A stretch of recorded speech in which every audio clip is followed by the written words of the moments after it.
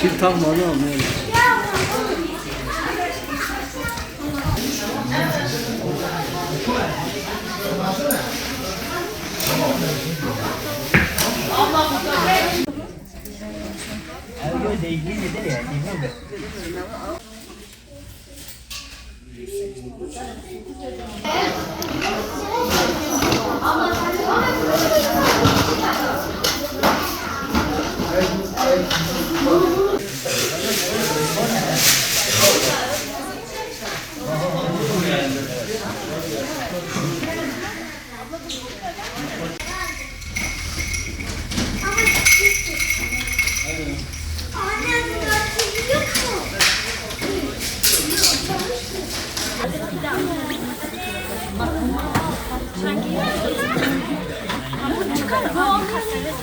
Merhaba.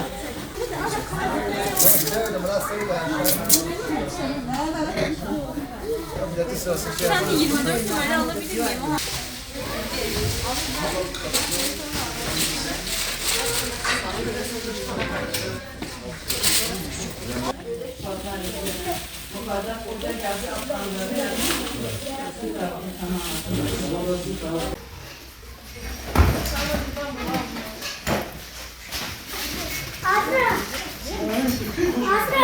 Bunlar parayla tutulmak yok. Abi ben bu oyuncaklarımı arabanın içine koyacağım. Var mı diyeceğim?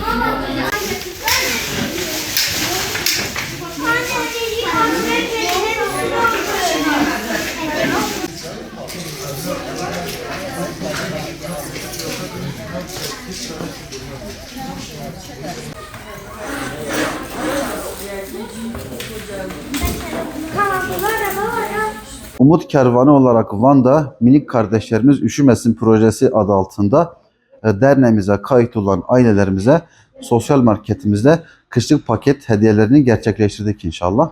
Kışlık paketimizin içerisinde bot, mont, atkı, bere, eldiven ve kazak oluşturmaktadır. Yaşlı, genç ve çocuk olmak üzere derneğimize kayıtlı 300 kişiye burada derneğimizde Allah'ın izniyle bu kışlık giyim paketlerini dağıttık. Bize bu konuda desteklerini esirgemeyen tüm hayırsever kardeşlerimize teşekkür ediyoruz.